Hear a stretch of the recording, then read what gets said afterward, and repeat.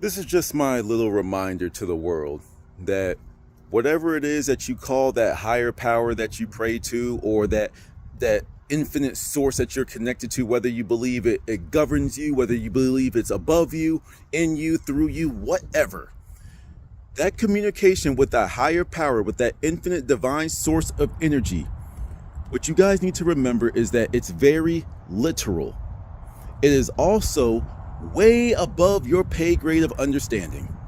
I don't care how many books you've read. I don't care what type of meditation you've been on. It still pales into comparison to the infinite knowledge that is embodied by what we call God, Buddha, Yahweh, Yeshua, Source, Jesus, Shiva, whatever. It doesn't matter. At least for the sake of this video, I don't care. Whatever it is that brings you that knowledge, that power, that internal guidance system, that thing that guides your internal GPS to the greatest good of your life, is much smarter than you. We think we know everything because we live in a very self-centered way of living. You know, even if you are high vibrational, you're still looking for what is best suited for you. It's still the me, the I, the me, the I, the me, the I. I get it, we're moving into unity consciousness, but I still believe that even in unity consciousness, we are still going to have a sense of individualism. You know, there's nothing wrong with that. We all have our different ways of connecting to that power, whether you believe, like I said, it's above you, it's something outside of you, or whether it's inside of you. I don't really care. You know, it's like, you know, getting biblical with it. They say, I have ways ye know not of. My ways are not your ways. You know, it's like, that's like the, you know, the rookie in the NBA telling Kobe Bryant and Michael Jordan how to play basketball. They say, yo, fam, I get it. You studied my tape, you studied my film, but there's levels to this shit. And it's like, no matter how much you learn, you're still beneath me, young blood. Sit down. You know, that's just the way I look at it.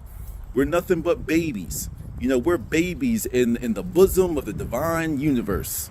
You know what I'm saying? That's all we are. And there's nothing wrong with that. You know, so just play your position. You know, I don't care how well versed you are in it. There's always going to be something for you to learn. Always. Right? You know, the funny thing is, it's like we think we have everything figured out, but we still see things as moving away and towards us. I'm attracting this. I'm repelling this. But everything in nature just is. We haven't even learned that simple lesson yet, that things just are. The tree is just a tree. The grass is just the grass. The wind is just the wind. It's how we interpret it, it's how we define it. We are the ones that put little words to things that don't need to be defined anyway. You know, we're so smart that we have to define things. No, that just proves how dumb we are, because we feel the need to define something that's way above our pay grade anyway. You know what I'm saying? It's like, let me put it to you like this. You're standing on the edge of a circle, right? Let's just use the frame of my glasses as a circle, right? You're standing right here. If something is orbiting around you, you will see it as getting closer to you, closer to you, closer to you. When it gets to this point, it starts moving further and further and further away from you. Everything is still based off of you. But the universe is just, I'm moving in circle. That's what I'm doing. I'm moving in circle. That is what I am doing. But we as the little humans, we have to define everything in relation to us. That just shows how much of a baby we are. You know, like when I'm playing with my dogs, and the baby dog, you know, whenever he sees anyone else getting attention, whenever he sees anyone else playing with a toy that he wants, that's my toy, I want that. We're doing the same thing in regards to our understanding with the universe. You know, we try to make everything about us, and that's just simply not the way things need to be all the time.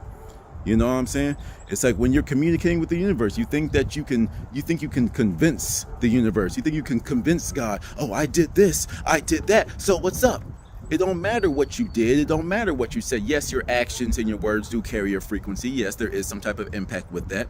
But overall, God, what I'm just going to call God, the universe, and all that type of stuff, is very literal. It responds to your frequency, not the little things that you do down here in the playpen that we call Earth. It's all about your frequency. That's how you communicate with Source, at least in my level of understanding. You know, it's like if you want wealth, you don't say, hey, God, I did this, give me wealth. No, with you saying give me wealth, you are operating under the frequency of lack. Because if you had whatever it is that you wanted, you wouldn't be asking for it. You would be operating from the frequency of whatever it is that you wanted already. That's what the universe responds to. That's just my understanding. And once again, that's free to interpretation. You know, I just don't want people to get too big for their britches. I just don't want people to bite off more than they can chew. You know, one of the things that I have to battle with is, you know, remembering that I'm still a baby too. You know what I'm saying? You know, some kids went to English class first, and some kids went to math class first. You know, when you exchange notes in your second bell, you're gonna come with like, oh, I learned English. Well, I learned math.